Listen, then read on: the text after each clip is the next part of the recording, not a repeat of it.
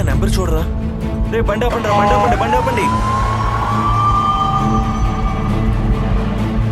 ఎవరో కారోడు రాంగ్ రూట్లో వచ్చాడు. గుద్దేసి ఆపకుండా వెళ్ళిపోయాడు. బైక్ మీద ఉన్న అబ్బాయి స్తంభాన్ని గుద్దాడు. గడ్డి మీద పడ్డాడు. పెద్ద దెబ్బలు తగలేదు. వాళ్ళు బయట పడ్డాడు. పెద్దగా దెబ్బలు తగలకపోవడం బయట పడ్డాడు. అన్నీ అక్కడ చెప్పి ఏర్పాటు చేశాను. మీరు వెళ్ళేటప్పటికి అన్నీ రెడీ ఉంటాయి. త్వరగా ఇలా ఇచ్చేయి. ఇలా చూడు, ఇప్పుడేం ప్రాబ్లం లేదు కదా. హాస్టల్లో ఇప్పుడు ఎవరికి చెప్పొద్దు. రేయ్ నువ్వు వెళ్తూ వెళ్ళరా. సరే నేను చూసుకుంటాలే.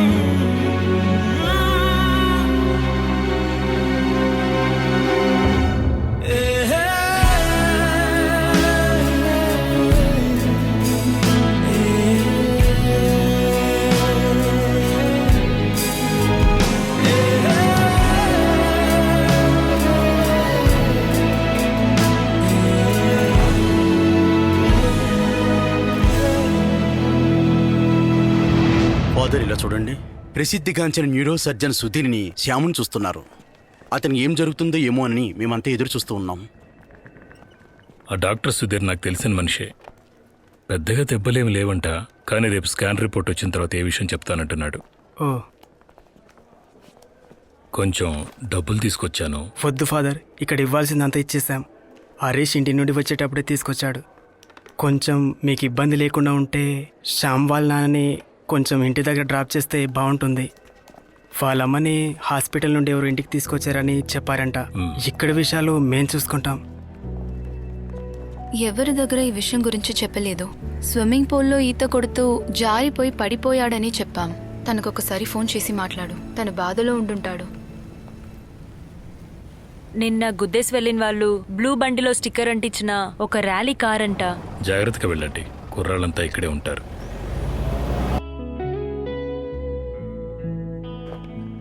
యాక్సిడెంట్ తర్వాత శ్యామ్ని 28వ రోజు రూమ్కి మార్చారు. వాడి విషయంలో కొద్దిగా ఇంట్రెస్ట్ చూపించి డాక్టర్ సుధీర్ వాడికి తోడుగా ఉన్నారు. It's good. సర్జరీ ఇప్పుడు అవసరం లేదు. ఇతని అన్ని మెడికల్ రిపోర్ట్స్ చాలా పాజిటివ్గా ఉన్నాయి. So relax. నువ్వు తోడుగా ఉంటావా? అవును ఫాదర్. రాత్రి పగలు అని చూడకుండా హాస్పిటల్లో మేమందరం తోడుగా ఉన్నాం.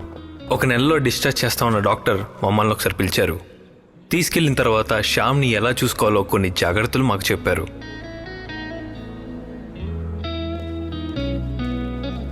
శ్యామ్ విషయంలో మేమంతా కష్టపడ్డామని మీరేం చెప్పకండి. ఏదేమైనా కానీ మీకంటూ కొన్ని పర్సనల్ పనులు ఉంటాయి కదా. వాడి కేర్లెస్ వల్ల ఇదంతా జరిగింది. అందుకని మీరంతా కలిసి వాడిని చూసుకోవటం, వెకేషన్ కూడా వెళ్లకుండా ఎన్ని రోజులని. అంకుల్, వాడి తప్పేం లేదు. యాక్సిడెంటల్గా జరిగిందంతే. అది ఒకవేళ తను జాగ్రత్తగా లేడని చెప్పడం తన తప్పు కాదు, మా తప్పే. ఏం జరిగిందో నేను చెప్తాను. ఆ రోజు రాత్రి టోల్ గేట్ దాటి మేము వెళ్తూ ఉన్నప్పుడు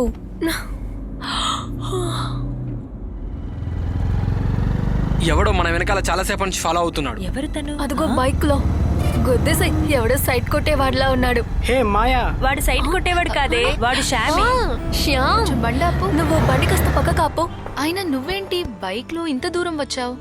నిన్న అమ్మని హాస్పిటల్లో అడ్మిట్ చేశాం. వెళ్ళేటప్పుడు అమ్మ బట్టలు తీసుకోవడం మర్చిపోయాం. అందుకే బైక్ పై వెళ్ళి తీసుకొస్తున్నా. మీరు అక్కడ నుంచి బయలుదేరిన విషయం మాయా ఫోన్ చేసి చెప్పింది. అందుకే మీకు తోడుగా వద్దాం అనుకున్నా. అంత దూరం బైక్ లో ఒంటరిగా? ఇలా చూడు, ఒక సూపర్ ఐడియా ఉంది. నేను శ్యామ్తో వెళ్తాను. సర్లే పోవే. ఎందుకో ఇష్టం లేదా? కారెక్కు.